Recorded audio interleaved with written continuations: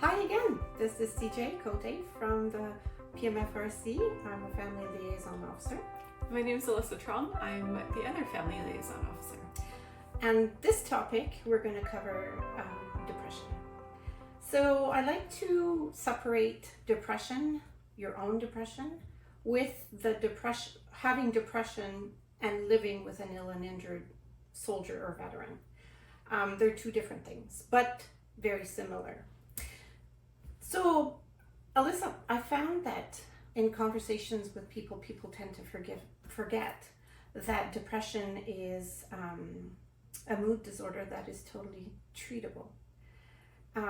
It's the leading cause of death by suicide, and 95% of the people who end up dying by their own hand have depression or another diagnosable mental health or substance abuse disorder, often in combination.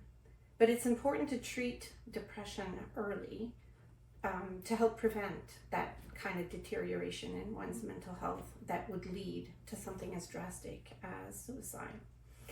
And of note, and because I introduced it, when you have depression and you live with somebody who also has depression or post-traumatic stress disorder or another mental health disorder, your own depression can be intensified. Mm-hmm.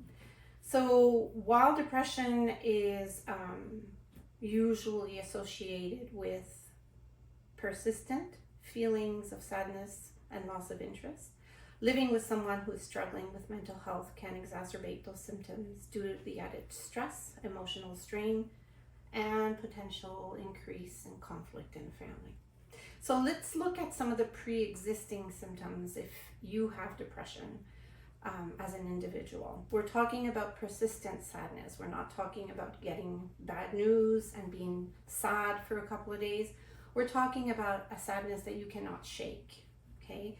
And it's often accompanied with feelings of feeling helpless and empty. Loss of interest, okay, so people who have depression will lose interest in the things that they usually love to do. And other symptoms such as irritability, change in sleep, or appetite. And people say, well, do you sleep less? Do you eat less? It depends on the person, right? Some people can sleep all the time and some people can not sleep at all. Same with eating. Difficulty concentrating, and what I've heard a lot and what's reported in the literature is feelings of worthlessness and guilt. So how does living with someone with mental health issues compound depression? Well, I mentioned stress and strain. Caring and supporting someone with mental health issues, it can take a toll.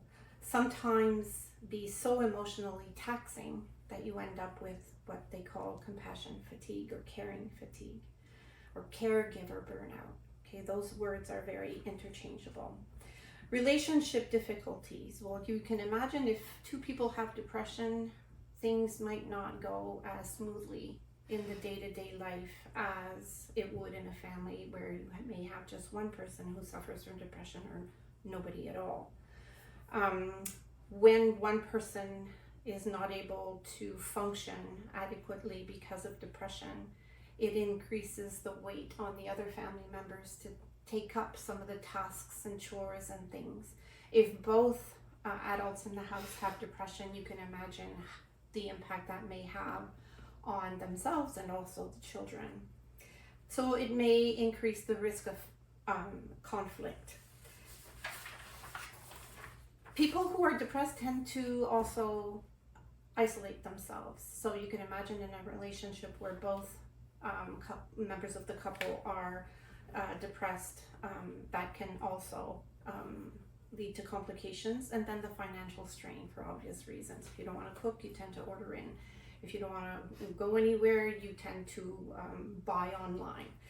So what do you do about it? Well, again, if you do not acknowledge that there is depression involved, you're more likely not to do anything about it. Depression left untreated will likely, not always, but likely become more significant.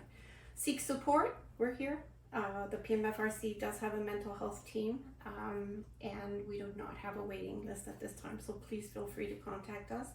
Prioritize self-care, and we will do a whole snippet on self-care and self-compassion, I promise. Communicate openly, and then seek professional help. Is there anything else that you feel? I liked how you touched on how often that depressive feeling manifests. I also wanted to add that sometimes that feeling can actually feel numb.